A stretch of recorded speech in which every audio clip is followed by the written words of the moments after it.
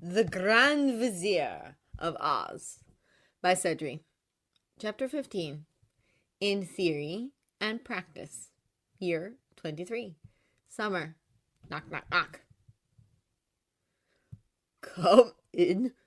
The heavy wooden door squeaked open, almost as tentative as the boy who stood behind it. Headmaster Dillman, sir? The goat looked up from his papers, eyes drifting across the uncomfortably opulent office before finding the student who was acting as his secretary. Yes, Roland. What is it? He asked. There's someone here to see you, sir, stammered Roland, quickly glancing over his shoulder. A visitor. I have a lot of visitors, Dillman said patiently. Why don't you just let them in? Well, sir, it's not a normal visit. Oh, get over it! Snapped a familiar voice, and suddenly Dillman broke into a wide smile. Miss Elphaba, he cried, standing just as the green woman elbowed her way in. In spite of the minor battle, she looked very happy. Dr. Dillman, she said, smiling as he hurried around the desk to greet her properly. Warmly shaking his offered hooves, she asked, "Or should I call you Headmaster now?" "I would rather you didn't," he said fondly. "It's not a title I'm fond of, Lady Vizier," he added lightly, teasing. Roland backed out, closing the door, and Elphaba shrugged. "I'm used to it. There are other names around for me that aren't nearly as nice." "Fame and power will do that to anyone, my dear, particularly one who makes lives as difficult as you do. But please, come in. Still smiling, she followed him. "In that case, it's a surprise that they haven't come up with anything worse than Green Lady. Or maybe Glinda's just not telling me." "I wouldn't be surprised. Your friend cares for you very much," said Dillman. "Do sit down," he urged, gesturing away from the desk and to a pair of comfortable-looking chairs near a large window. "Would you like some tea?"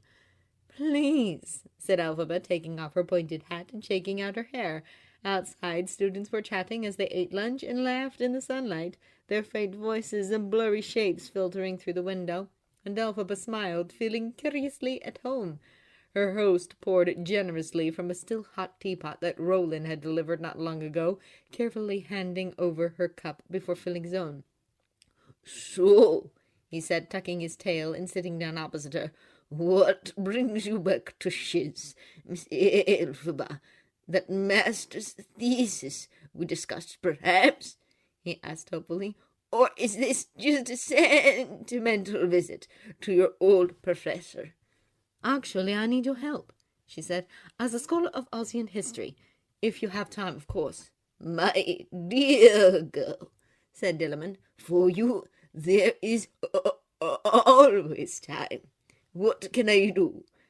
Smiling, she opened her satchel and pulled out a thick sheaf of papers, mostly letters by the look of them, with other bits and pieces covered in her sprawling, messy handwriting.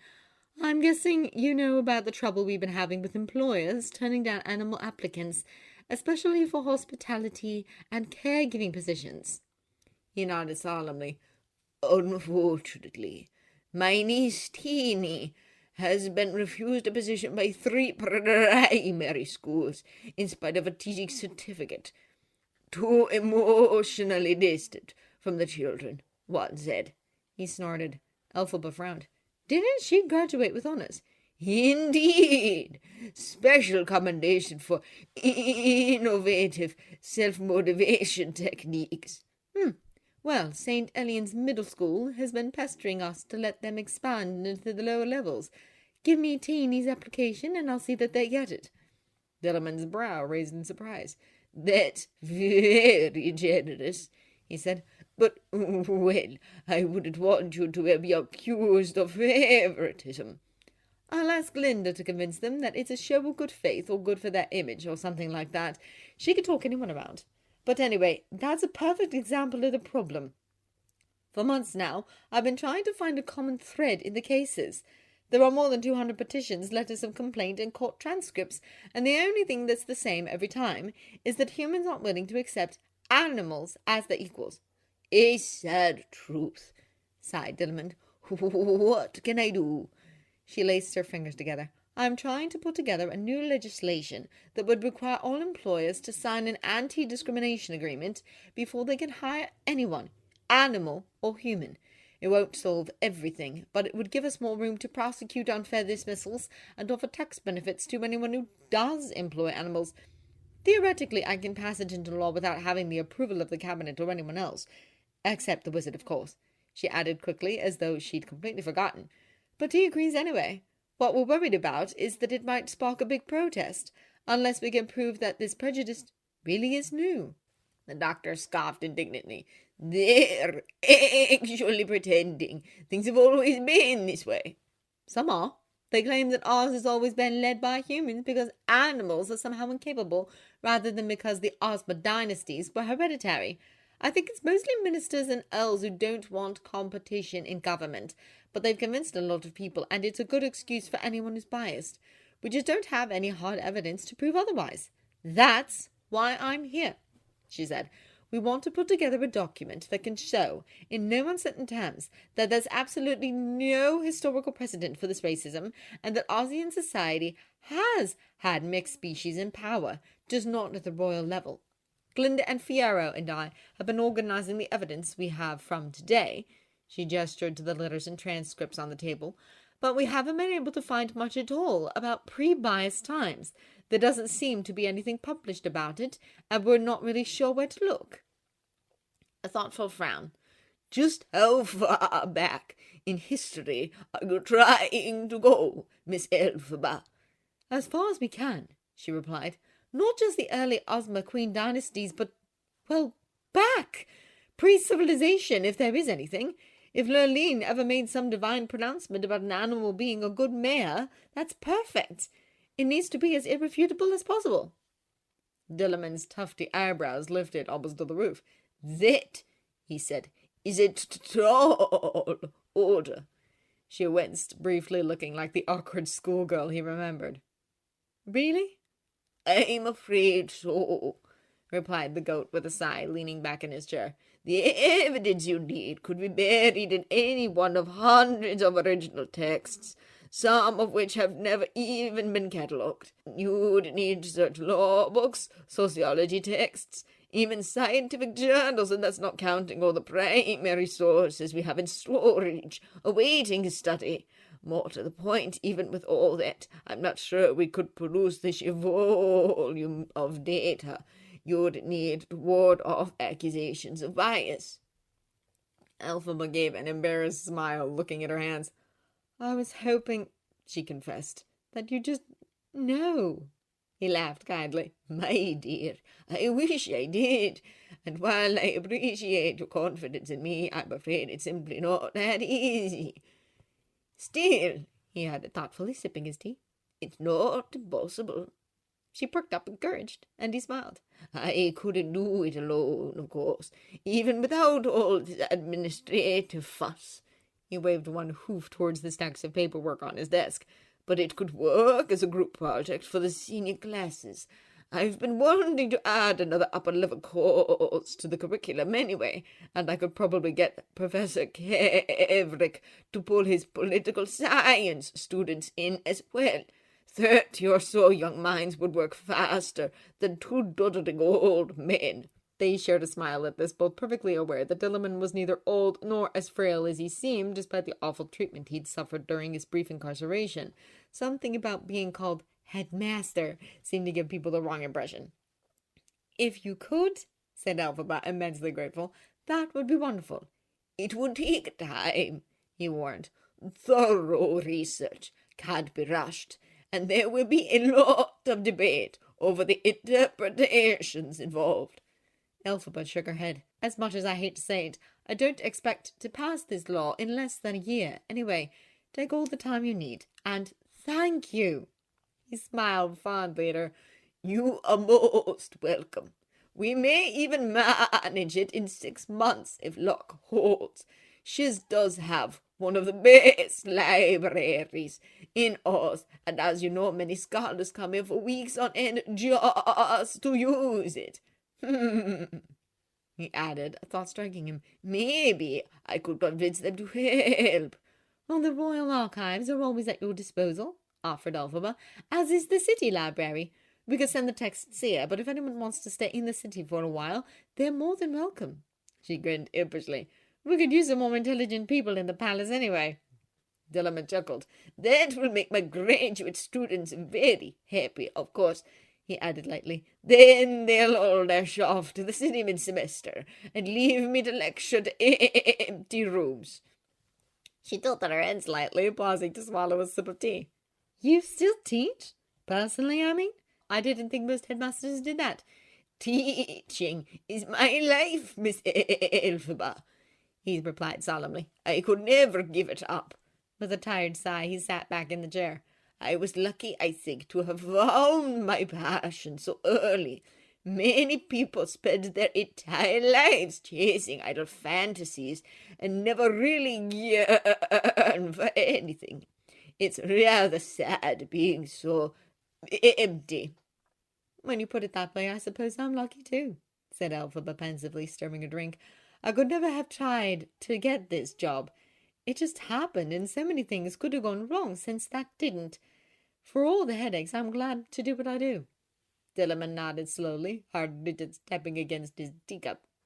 It must be strange for you, he mused, living that sort of life. I can see you running locals and lecturing on prejudice, but fancy galas and public ceremonies, I wouldn't think it suits you. It doesn't. It suits Glinda, she said, shrugging. I only show my face when necessary, but I can't complain. There are so many people, humans and animals, who want to change the world and can't just because they're stuck where they are, powerless.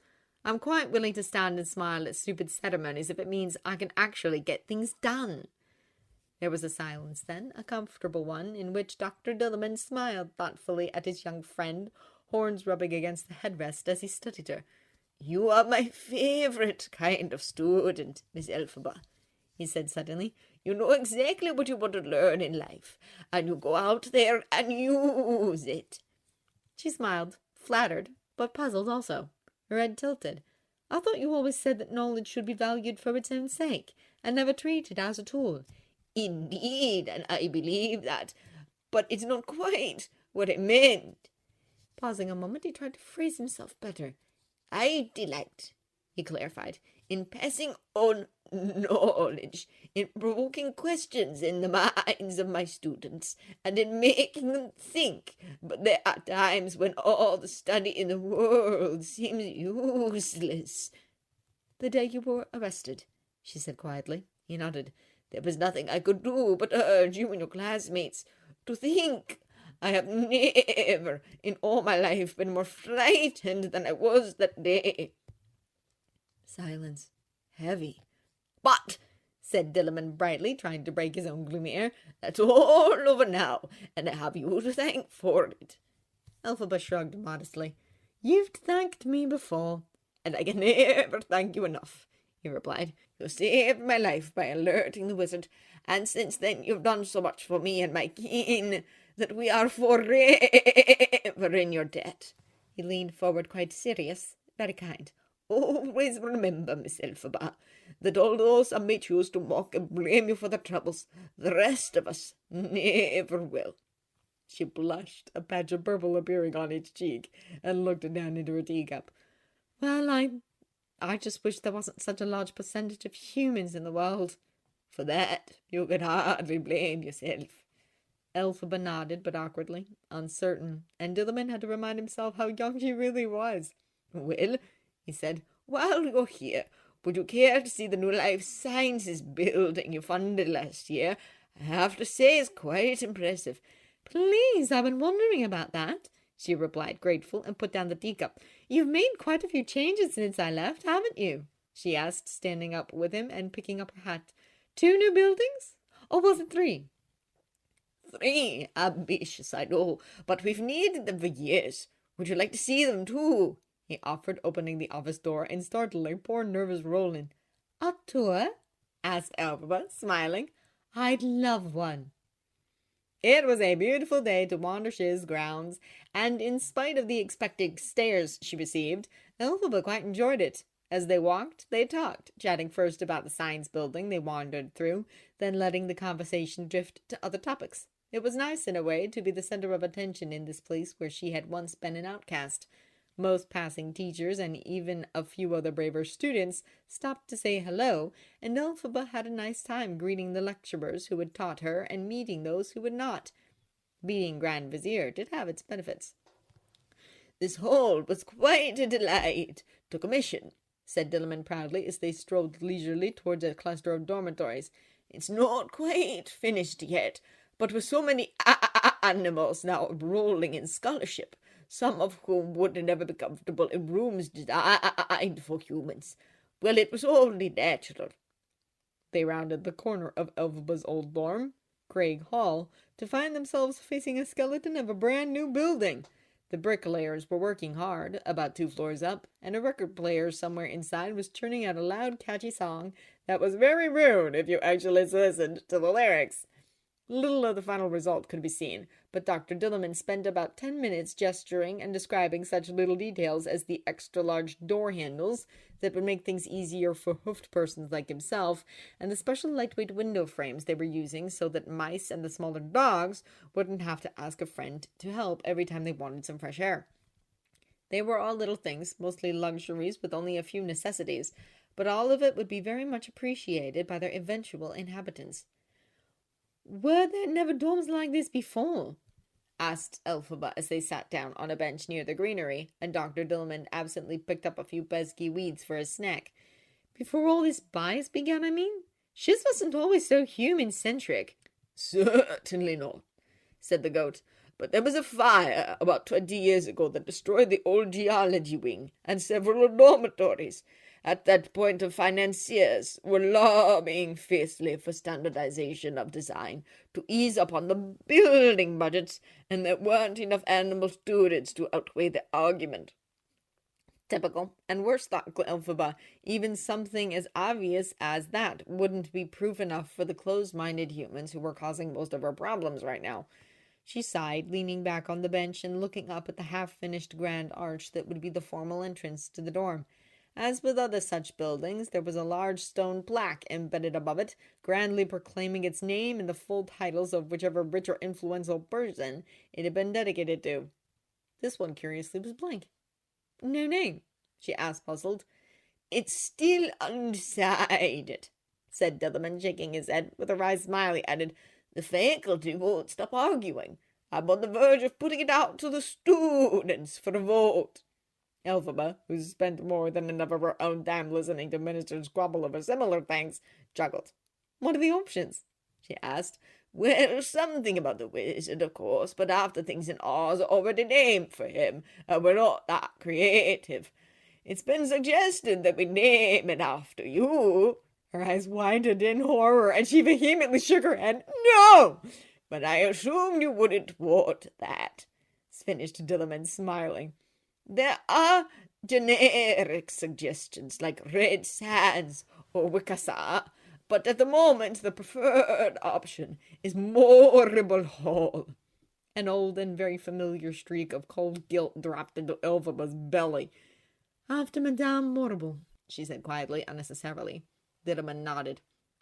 "Apparently, such an esteemed headmistress deserves a permanent memorial," he said, and in his voice there was a strange note of something which Elphaba couldn't place. "You don't agree?" she asked. He shuffled in his seat. "I withhold my opinion on the matter. The madame and I were not the most friendly of colleagues." An understatement. It seemed they'd avoided each other at all costs. Aside from the day he was dismissed, the only time Elphaba had really seen them interact was when that horrible graffiti had been found on his chalkboard, and the rush he'd been in to change the subject spoke of anything but friendship. Come to think of it, he never said a word about her since, except to console his horrified student, who had, and who had only, as far as he knew, witnessed the woman's death. He himself was never really upset. "You didn't like her?" Elphaba stated. "I did not trust her," said Dilliman. Then he sighed. No, I didn't like her either. Not to speak ill of the dead, but Madame Morrible was very uncooperative. She frequently disregarded my warnings about growing discrimination, and she would say things, quite innocent things on the surface, but they felt like warnings, even threats. And there were times. He paused, looking at her, both aware that despite their friendship, Elphaba was now a government official and obliged to take accusations seriously. I have no evidence, he disclaimed, but there were times when she said or did things that made me sure she was actively campaigning for more animal bans. Such wingspan. Won't they make perfect spies? Elphaba shook her head, pushing away the sharp memory that suddenly wrapped her just in knots. Why would she do that? The question was whispered, and Dr. Dillamond leaned over to look at her, puzzled. I can only speak from my own observation, of course, he replied carefully, but it seemed to me that the Madame enjoyed wielding power over others. She was ambitious and had a desire for control that was kept very well concealed. You planned all this? For you too, dearie. You benefit too. The cold knot in her chest tightened, and Elphaba must have winced, for Dillamond gently touched her shoulder. Are you all right? He asked worriedly. Surely you did know. You asked to see her student and teaching files last year. Elphaba shook her head, dropping it into both hands. Not for the reasons you think, she said. I'd stumbled across a few things in old records. Odd things about her. I was hoping they weren't true. What kinds of things? His tone was patient, kind, and she appreciated that. Little things, said Elphaba. Her name was on a petition that could have banned animals from using trains 20 years ago. She funded campaigns by 2 anti-animal legislators. Her husband was the first to submit a ban proposal to the cabinet, and he died suspiciously after it was rejected. But all that could have been coincidence with an innocent explanation. I thought her shiz records might prove a character. Dillamond was quiet. They both knew otherwise. During Malia Morrible's 5 years of study, 2 animal professors had been fired, one for unspecified reasons, the other for supposed misconduct toward an anonymous female student.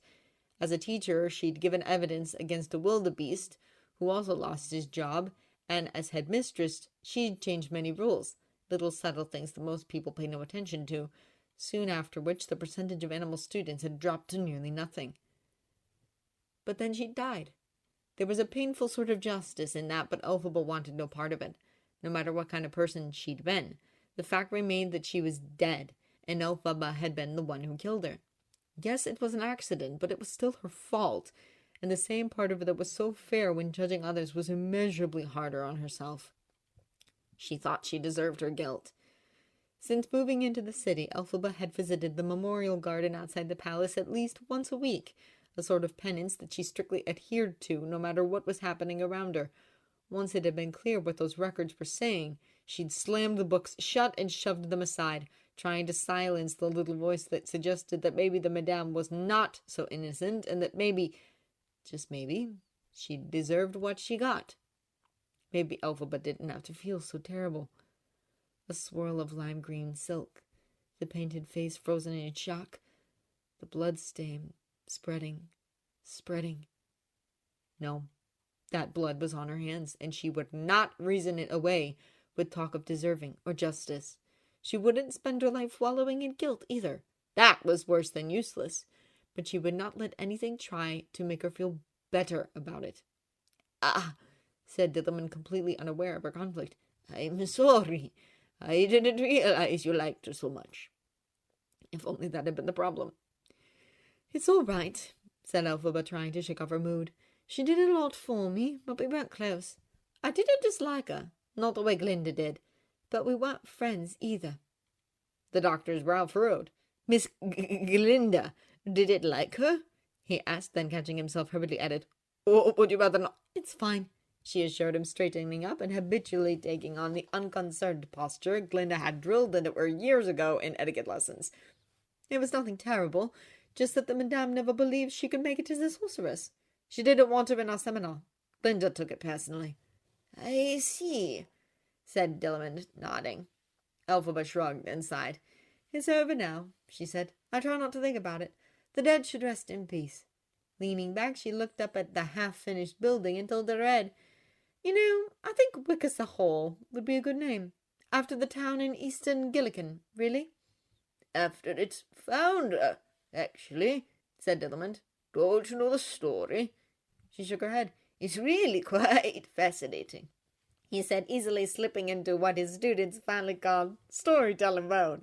Wickesa was a horse born in Munchkitland during the reign of Osmond Harmonious, and when he was about 3, he stumbled across something rather odd in the Appleroot River. Elphaba stayed at Shiz for another 2 days, the journey having been too long to be justified by a single afternoon of talk. She met with the postgraduate history students, explained her project and its goals, and watched their eyes light up with obsessed researcher joy when she offered them use of the entire Royal Archives for their study. She looked up a few things of her own at Shiz Library's rare collections and discussed some more serious issues with the university staff, as that was her official reason for coming in the first place. Mostly, though, she spent her time with Dr. Dillamond, sipping tea and chatting in the headmaster's office. On her last morning, the two of them were in the middle of a lengthy discussion about historical interpretations of the Osiad when the student secretary, Roland, knocked and peeked in, looking more distressed than usual. Sir, I'm sorry, but there's a visitor for Lady Elphaba, and he just won't— Miss Elphaba! Chistory? Blinking, Elphaba rose from her seat, turning to the door. To Roland, who was blocking the way, she said, Well, let him in. Roland stepped aside and was nearly trampled by the winged monkey, whose memory regarding manners often got lost when he was excited. Miss Elphaba, a letter, he called, hurrying in and offering a wrinkled envelope. From Miss Rose. Elphaba's eyes widened, and she snatched it immediately, tearing it open and starting to read. Ever tactful, Dr. Dillamond turned to greet Chistery, whom he hadn't seen since the rest of the monkey clan left Shiz several months ago. At the sight of Chistery's sweat-soaked clothes and drooping wings, he stopped short and exclaimed, You're exhausted. Here, sit down and have some water, he offered, gesturing to his own chair and frowning at the crumpled map shoved roughly into a bucket. Did you fly here? That caught Elphaba's attention, and she looked up just in time to see Chistery nod. Wanted to try, he explained, gulping the liquid. Miss Rose's letter arrived 1 day after you left, and I knew it being important to you, Miss Elba. Aw. Smiling, grateful, Elphaba reached across the armrests to her friend and squeezed his hand. Thank you, she said. But Chistery, you didn't have to. That's what Miss Glinda said, he replied lightly. I wanted to. Is the letter good news? Elphaba looked back down at the neat handwriting and nodded, smiling widely as she read the last of the one-page message. It is. She was being all holier-than-thou and saying the unnamed god has forgiven her, meaning I should too, but she's formally invited me to come home, and that's more than I expected. She does miss me. Dr. Dillamond didn't understand this, gathering only that there had been some sort of spat between the Thrapp sisters, but could read Elphaba's face easily enough to guess her intentions. I take it you'll be leaving now, then? He asked. She looked up somewhat sheepishly and nodded. I need to be back in the city by the end of the week, and if I don't leave now, I'll be pressed for time. I'm sorry. Don't be, my dear. You were leaving today anyway, and this has been a wonderful visit. He offered a hooved hand to shake hers. I look forward to seeing you again, Madame Vizier. Elphaba smiled. And you, headmaster. Thanks again for helping with my research. A pleasure, he replied, then glanced at the worn-out monkey on his armchair. Will you be staying a while, Chistery? Chistery swallowed another large gulp of water, eyes darting between. Would like to go with Miss Elba. Realizing what he was thinking, Elphaba quickly shook her head. Don't worry, Chistery, she said. We'll take the train. A few days later, in the Emerald City, Press Secretary Lady Glinda Upland of the Arduena clan was enjoying one of her rare afternoons off, and she was not shopping. Nor was she socializing, or writing to her parents, or planning some upcoming ball with a tailor and caterer. Instead, she was indulging in her other great love, magic. Soon after moving into the palace, she and Elfie had commandeered a large out-of-the-way room in the south wing and turned it into a workshop. Besides the grimoire itself, which was usually kept on Elphaba's person or hidden by spells in the bookshelves of her room, every practical or theoretical text ever published on the workings of magic had been gathered there for their use, along with a plethora of training wands, cauldrons, potion ingredients, and test objects, which they used when working or experimenting with their powers. Demands of state and all the other things happening in life meant that neither sorceress could use the place as often as they liked, but when there was time, or need, the girls enjoyed locking themselves away and practicing their craft. Really, it was a very nice room, set on one rounded corner of the central green building. Its windows faced south and west, allowing for a great deal of sunshine to brighten the smooth walls and clean tiled floor. It was not green, thankfully, since the rest of the city really had quite enough of that, but rather a soft silvery gray, which, when combined with the white light and the well-polished wooden tables, made for a warm and rather pleasant atmosphere. The hundreds of unpoppable bubbles floating around didn't hurt either. Glinda was standing in the center of the room, hands on her hips, sunlight glinting off the buckles on her shoes and glaring. This was really getting quite out of hand. All she'd meant to do was test a little transport spell she and Elfie had translated out of the Grimmerly last week, and look what had happened. Sighing and trying not to swallow any of the tiny pink bubbles, Glinda turned back to the table and leaned over the text, rereading every word and painstakingly checking them all until she was sure she'd found the only error. Then she rewrote the entire thing, calculated the effects of the problematic word, flipped through her old notes, worked out the counterspell, and chanted it. Half of the bubbles disappeared. All the others turned green. She very nearly stamped her foot. "I know that one was right," she told the world at large. "I know it! So either there's something wrong with 50 other spells too, or you're just being mean to me." The world at large did not answer.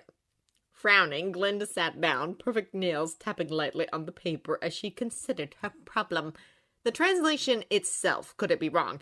Every word in both chants had been used before in other spells with perfect success. True, this ancient language baffled every linguist she'd spoken to, and none of them could find even the slightest connection to modern Ozian. But Elphaba's odd instincts were enough to grapple with basic meanings, and the rest could be worked out from there. They had asked other practicing sorcerers for opinions too, but there really wasn't much to offer. Magic was a mysterious force, and what little was known about harnessing it had come about mostly by accident or through trial and error. Still, it couldn't be random. There had to be an explanation in there somewhere, if only she could find it. "Adne, pray, eleka abune," she muttered, fingertips running over the dry ink. "Adne, pray, eleka abune. Why does that sound so familiar?" She leafed through her notebook, a collection of pages copied from the Grimoire and heavily annotated, patiently reading through them one by one. It took quite a while. She didn't want to miss anything after all, but eventually she found what she was looking for. A very similar-looking chant, which she faintly remembered having tried and accomplished last month. Not so surprisingly, it was a duplication spell. Reading through the page, Glinda carefully compared the two. They were similar, but not remarkably so. The two short phrases appeared in different places and at different times, were separated by a fifth word in the duplication spell. Eleka abune atum ad ne pre, and had quite different rhythms and pacing. It shouldn't have been possible to mix them up, but somehow she must have. Glinda rubbed her forehead. This wasn't making sense. As Madame Lunor had explained in their second year at Shiz, spells worked in essence by channeling the caster's will into the object or situation they wanted to affect. Therefore, intention was an extremely powerful factor, and words were the modifiers that directed magic safely. Trying to force the right result with the wrong words could lead to disaster. The winged monkeys were just one such example. On the other hand, long familiarity with any given spell made it easier to cast, just as a route would be easier to walk after many trips had already worn a footpath. Eventually, no directions were needed at all. Absently, and certainly without any long or complex chant, Glinda waved her hand at the mass of floating bubbles, which obediently swept themselves up and, following her pointer finger, settled into the large glass bowl sitting on the table. If Glinda had been familiar with the duplication spell, the similar chance might have caused her to direct the magic down that path out of habit, but simply put, that wasn't the case. She'd only tried it twice, a mere month ago, and while there had been trouble, it hadn't been easy either. No, it had to be in the words themselves. Something in her chant was misdirecting the entire process, but it couldn't be the pronunciation. She compared her notes to original Grimmery pages just to be sure, but the funny-looking faded runes matched her phonetic and alphabetic transcripts. That was not the problem. With another heavy sigh, Glinda pulled out a fresh sheet of paper and began redoing the most tedious part of spellcasting, translating ancient words into modern ones. It wasn't easy. The Grimmery's grammar was odd, and its vocabulary very noun-heavy by most standards, but she was used to it, and some parts were simpler than others. Eleka and abune, for instance. They meant create and same, respectfully, and the fifth word of the duplication chant, atum, just meant inanimate object.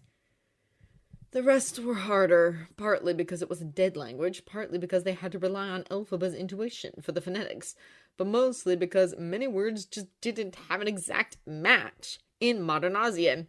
Transport, for instance, was a nice and simple concept when you had one clear-cut word for it, but the first time Elfie studied this page, she'd had to cobble together the meaning from several different words scattered through the explanatory text, including one, adne, which was making trouble now. Glinda turned to another notebook, running her finger down their woefully incomplete vocabulary list.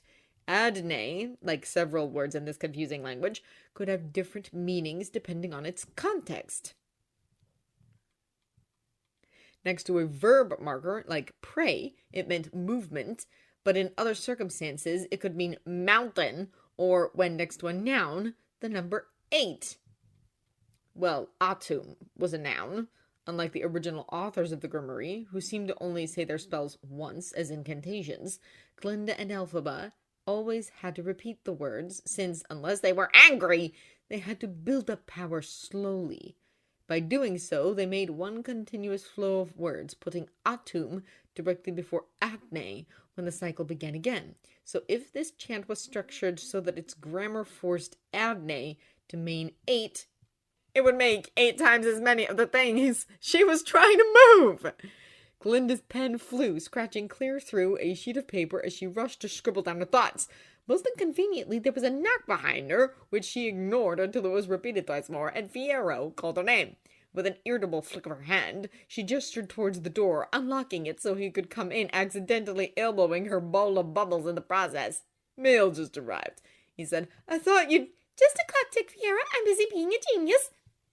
His eyebrows lifted in amusement, but he waited patiently, closing the door behind him and dumping an armful of things, including a large box, on an empty table, which he then sat on. Glinda was bouncing on the balls of her feet, writing so fast that her quill splattered ink all over the page and parts of her hands. She didn't care. Her smile was huge, her eyes bright, and she was thoroughly wrapped up in the strange spell-casting delight that could send both girls raving for hours, and which, despite their best efforts, no one else could ever really understand. At last she finished, punctuating her finality with one last hard stab of inked nib on paper, then straightening up. She splayed her ink-dotted hands in the direction of the glass bowl, which was now slowly spilling bubbles onto the floor, thanks to the earlier jolt, and swiftly chanted an unintelligible series of words. The green bubbles turned pink, then spun, merged, and wound up as 2 identical shiny spheres, both about the size of one's hand, floating up and down in identical patterns. Glinda squealed! Look! Look, Fiera, look! I did it! I did it! I did it! Fiyero, of course, had no idea what she'd been trying to do, and wouldn't have understood anyway, but grinned with her and held out his arms to catch her excited hug. "The counterspell uses Calda!" she cried, squeezing as he gave her a little spin. "Calda can mean color if it comes before pes, and since Quampe translates to green if it's adjacent to Baron, it all makes perfect sense!" Still grinning, Fiyero put her down, keeping one arm around her shoulders as he looked at the scribbled mess of spells with duplication written in big letters up top. "Does that mean you can make 2 of me now?" he teased. No! She cried, shaking her head, and too wrapped up in glee to realize it was a joke. She pointed to a page in the Grimmery. "See, it clearly says autumn, and that's only for inanimate objects. I don't want to see what would happen if you forced it on a living being. The verb tense would have to change just to recognize you as the target, and you have no idea what I'm talking about. He shrugged. I can follow it, sort of. Glinda smiled again and shook her head, smoothing the blotchy paper and watching the twin bubbles, which were still moving in perfect sync, one mimicking the other exactly. Try grabbing one, will you? She said. I want to see what happens if they're forced to do different things. He looked skeptical. Grab one. Oh, they're unpoppable. I worked that one out last week. Oh, I wonder if the spell for that might still be affecting... Well, no, it can't. Not when it's finalized. Oh, this is so much fun!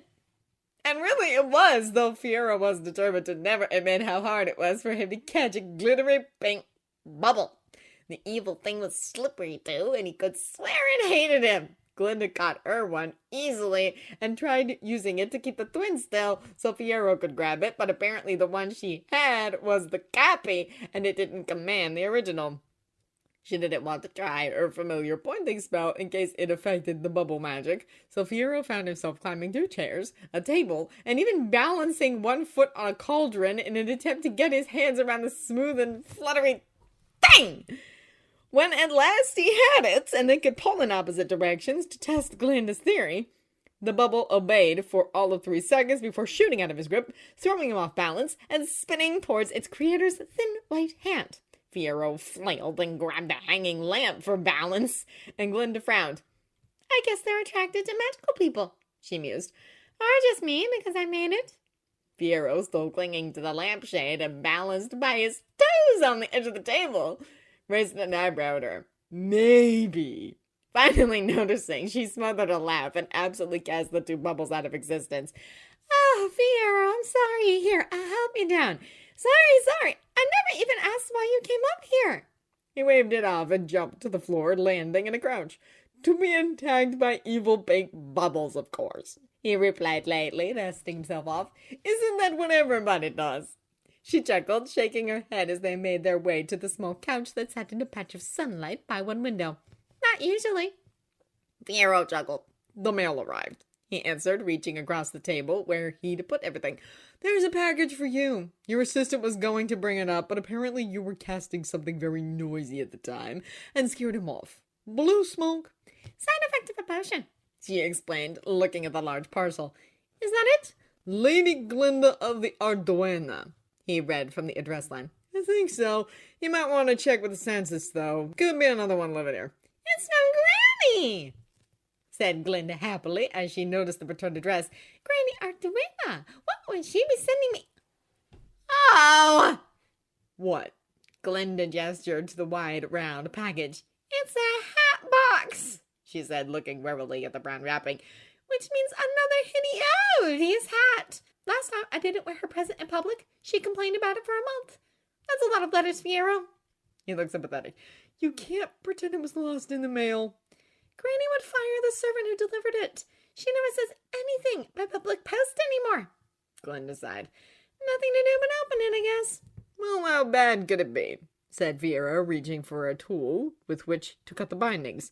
Glinda narrowed her eyes at him. Clearly, she'd imagined more than enough how bad scenarios already. Bad! The one I gave Elphie was practically elegant compared to what she sent me on my last birthday. That bright orange one with the springy streamers. No, that was Lurlinamus. I got the spotted mauve one on my birthday. The protective paper was off now, spreading in a little brown pool around the deceptively plain white hat box. Glinda took a deep breath and lifted the lid. She winced. Fiero winced with her. That's bad, he said. Yes, nodded Glinda, her lovely face pained. It is. Only because his hands were already soiled by pink bubbles was Fiero brave enough to reach in and lift the horrible thing from its container. Glinda waited, peeking between her fingers, then scrunched her eyes shut and groaned. It's a crown, she moaned. It's a shiny pink crown with fluttery spikes and a star on the forehead. Those things have been out of fashion for decades. Fiero considered that, turning the bead-edged thing around in his hands. you sure it's a hat?" he asked. "It looks like a bottomless plant pot." "It's a hat," sighed Glinda. "And I don't think there's a single thing about this one that I could possibly compliment. At least last time I could say mauve was an unusual color." "Use gob's clothes," offered Fiyero, putting the hat down and letting it roll across the table. "Could you burn it?" "Tried that last time. "Lose it." Done it twice. Granny was heartbroken. "Donate to orphans." She just buy me another." "Damn, I'm out of options." Glinda shook her head and sighed. "I'll just take it along next time I visit her and Grandpop. My puffy pink ball gown should clash the least, but I'll need to get some sort of sparkly shawl." She looked at Fiyero. "Any other horrors in the mailbox today?" He shook his head, reaching for the envelopes left on the table. "All the official ones are on your desk, but I thought you should see these. One's from Elphaba." "Oh, good!" exclaimed Glinda, pulling the folded sheets out of the open envelope. "I've been wondering what Nessa has to say for herself." "Not much, apparently," said Fiyero, who had read it before coming up. "Elphaba's being much too understanding about it as usual, but she does say Nessa went on and on about religion. About how the unnamed god's messages are complicated, and he works in mysterious ways, and how his servants must love and obey without question."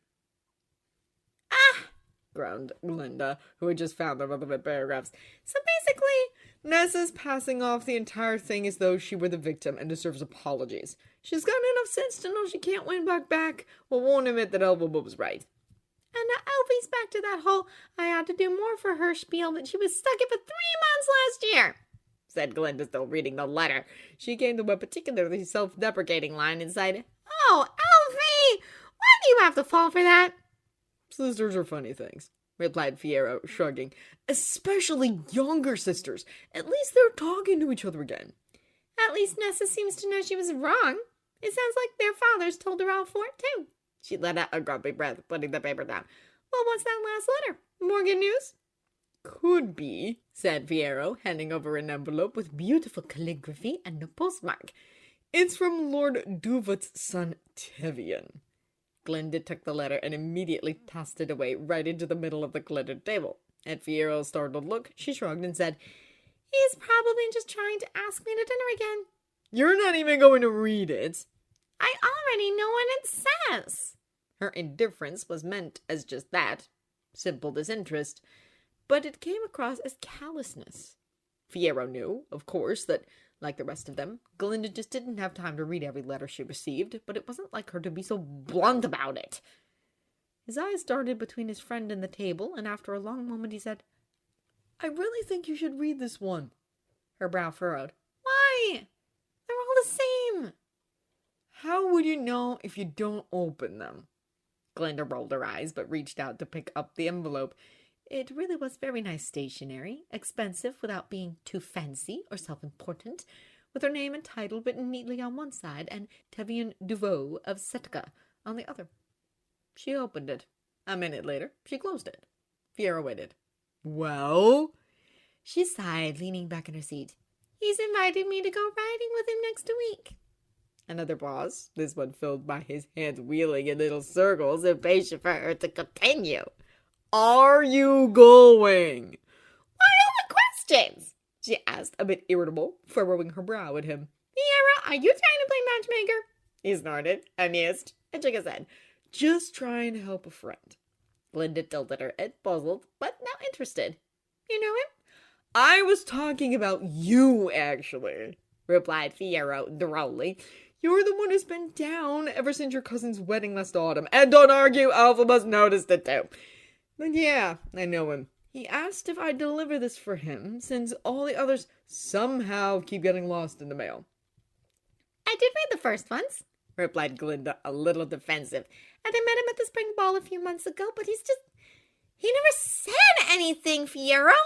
He introduced himself and thanked me for some random thing I can't remember, and then just stood there for 10 minutes until someone took pity on me and pretended Elfie wanted a word. I tried to be nice. He's just..." She searched for a word, trying not to be rude, but failed. "Boring!" He's shy, Glinda. It took him about 2 weeks of awkwardly trying to blend in at bars just to work up the courage to talk to me. Maybe you should go riding with him. Got up, Garfield burst out laughing, and Glinda smiled, glad of it. Yes, he chuckled, shaking his head. Yes, I'm sure that's his real motive. After all, it's not like I've ever had a reputation of liking women. Oh, no, not me. He laughed again. I'm just glad not everyone believes what the press keeps saying about you and I, said Glinda lightly. Really, it's not like we haven't told them often enough. Maybe it's a good thing. Otherwise, you'd have way too many suitors for us to handle. Fiero picked up Devian's envelope and pointed it at her. Will you at least give him a chance? Please. It's really hard to have a good night out with my friends if he's always waiting nervously in a corner. We end up inviting him to play pool with us, and Glinda, he's terrible. She let out a sharp, almost huffy breath. I really don't want to. Why? There was a pause then, a rather sad one. Glinda's smile had slipped away entirely. Do you remember my last date with the Kocha? He frowned. Viscount Brolin? Yeah, I remember. You came home early in a huff and refused to talk about it. The next day, the papers were calling you an ice queen. That was Brolin's doing. He pouted. I'm lucky it didn't last more than a week. Fiero frowned. So what happened? He lied to me, that's what. He spent 2 weeks being a perfect gentleman and then tried to charm me into excusing his tax evasion. I hate feeling used like that. Without a word, Fiero moved over and wrapped an arm around her shoulders. Glinda sighed and leaned against him, grateful. I'm okay, Fiero. It was just a nasty surprise. Want me to push him in a lake for you? He offered. I could take him into touring the south bank of the Killswater. No witnesses. She gave a little laugh, cuddling closer. You're a good friend, you know, she said. I'm glad we didn't lose that when we broke up. Me too, he said, all teasing aside. Me too. Of course, this peaceful, quiet Fiero had something on his mind. So that's why you won't date Tevian? Glinda sighed. Partly, but I know you're going to say he's not like Brolin, and he probably isn't. But I don't want to feel like I'm just taking anyone I can get. I'm not miserable, you know. I like my life. I don't need a boyfriend to be happy anymore, she conceded. But it would make you happier, replied Fiero, who wasn't about to take that as an excuse. Anything else? His age, admitted Glinda. Isn't he about 5 years younger than me? 3. And what difference does that make? She shrugged. It's just weird. I feel old. It wasn't the kindest response, but Fiero just had to laugh. You're 22! I know, but I feel old. I always thought I'd be married by now, or at least engaged. Instead, I'm just watching everyone else pair off. Did you know Shen-Shen's going to have a baby soon? All my friends are moving on, and I just sit here all by myself writing speeches. Being sour was normal for Glinda when she was really upset. Fiero tightened his hug. You like writing speeches. Besides, you still have us. No offense, Fiero, but romantically, I'm a third wheel to you and Elfie. Really, I am happy for you, but it's not the same. He shifted a bit and looked at her, moving the glass bowl that was now reflecting sunlight straight into his eyes. I don't get it. If you really want to fall in love with someone, why don't you give it a try? Glinda glanced down, a little embarrassed. Well, I used to think... When I was little, I thought I'd just know who I was going to marry the moment I met him. Just know! Like that! She snapped her fingers, shaking her head in wry amusement, then shrugged. I thought it was that way with you, but it wasn't, and I just... She let out a long breath and never finished the sentence. Fiero, who was now getting out of his depth, just shrugged. I wouldn't know a thing about love at first sight, he said, but I think you ought to at least give this guy a chance. He's been trying to talk to you for months. She sighed, picking up the letter again. I don't think it'll work out. So, at least you've tried, and if nothing else, you'll get him off my back. I haven't won a game of pool for weeks. Glinda chuckled, shaking her head as she looked at the envelope. I'm not sure. You've never been scared before, he reminded her. Just try. Throwing up her hands, she sighed. All right, she said, smiling a bit. All right, I'll try. Just remember, if it's a disaster, it's all your fault. I'm not worried. replied Figaro, grinning and stretching in his seat. The kiln's water is still out there.